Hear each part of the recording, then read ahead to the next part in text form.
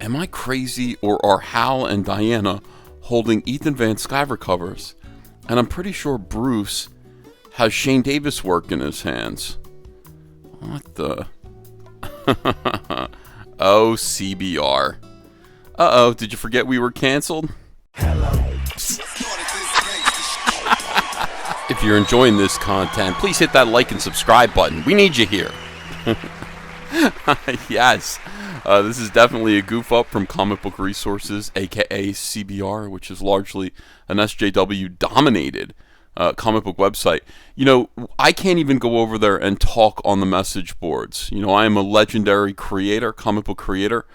By all measures, by every metric, by every standard, I would be considered a legendary creator. Still, CBR is so cocked and so very, very SJW that their message boards are kind of blocked to me. If I were to come over there, they would sort of and just answer a question. Everyone would react as though there were a terrorist in the messages in the building. It would be hysterical. It would be weird. It would be funny. I don't do that. I don't bother people. That's just not what I do. I don't go where I'm not wanted. But sometimes they come to me, and that is interesting. So this is indeed a reminder of a time when DC Comics was making comics that people liked by talented creators who worked really, really hard to distill and represent the essence of DC's greatest characters. And that's definitely what I sought to do. I think it's what Shane sought to do, although I've never really asked him. And here's a piece of artwork that probably CBR regrets having used for this little article. Countdown until they actually replace this artwork. Here's Wonder Woman, and she is reading a copy of the seminal Green Lantern graphic novel. Seminal has nothing to do with like semen or anything. It just means important, pivotal, watershed. This is Green Lantern Rebirth, drawn by me and written by Jeff Johns, who is also, they're trying so hard to cancel Jeff Johns. What he goes through, I can't even comprehend. I mean, the amount of evil that gets sent his way, being called a racist and all that. You've got Flash back here. I don't know what he's doing. What is he reading? We don't know. He's reading it too fast. Interestingly enough, here's here's our Green Lantern, Hal Jordan, and he's reading a copy of Flash Rebirth, which is the other. I guess it's kind of like the brother book to Green Lantern Rebirth. Jeff Johns and I brought back Hal Jordan.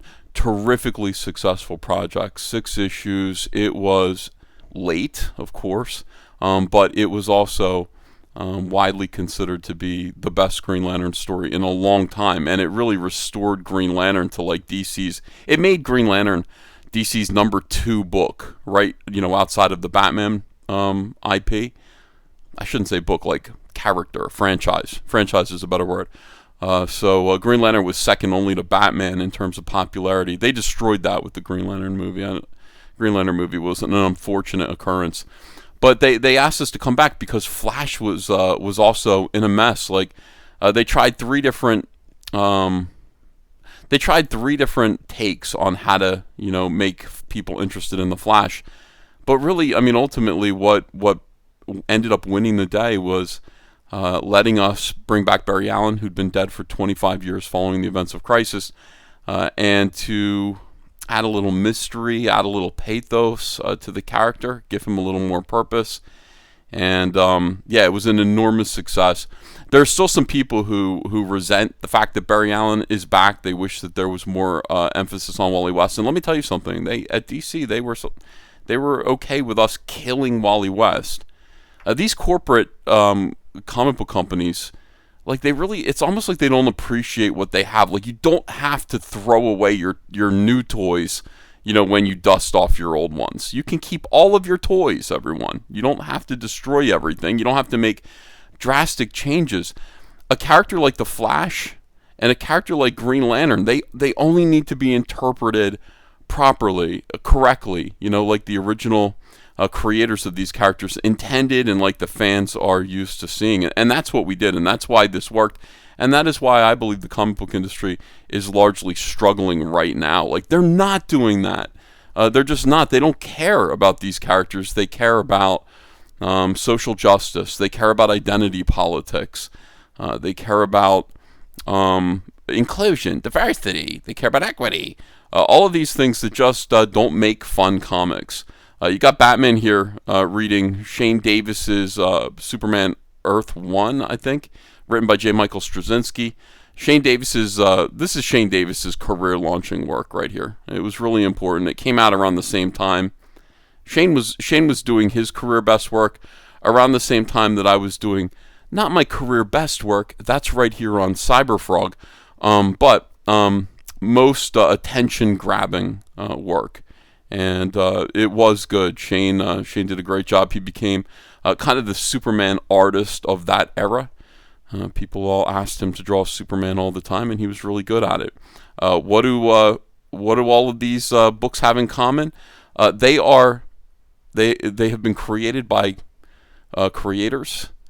Aside from J. Michael Straczynski, God only knows where he is, and I don't know what his circumstances are. But Jeff Johns, me, and Shane Davis have all been canceled by social justice warriors. Because why? Because we disagree with the direction that comic books are going in. Our politics are a little bit different than the mainstream of comic book creators, who are all largely radical leftists, if not quiet liberals. And so because we're not that. I, for one thing, I voted for President Trump. I'm looking forward to doing it again, a third time. Because of that, we were drummed out of the industry. And now, when looking back and making a little advertisement, happy New Comic Book Day, these you only wish that these were new comic books. The new comic books that are coming out from DC Comics right now are pretty close to unreadable, and that's too bad. But you can always check out what we're doing at COMICSGATE. CYBERFROG Wrecked Planet Second Chance campaign will be launching in just a few short days. And if you miss CYBERFROG 2, you're going to have an opportunity to back that campaign with some new cool art. And let's just bring it back to when comic books were fun, guys. They don't have to be preachy. They don't have to moralize on issues of skin color and sexual preference and gender dysphoria, all of this other nonsense that they're into right now. They don't have to do that. They really don't. They could just be fun superhero adventures. That's what I believe in, and I think that's what most COMICSGATE creators believe in as well. Hopefully that's what you, as readers, believe in, and that's what we aim to restore. Thanks for watching this. Just watch Twitter, and let's see how long...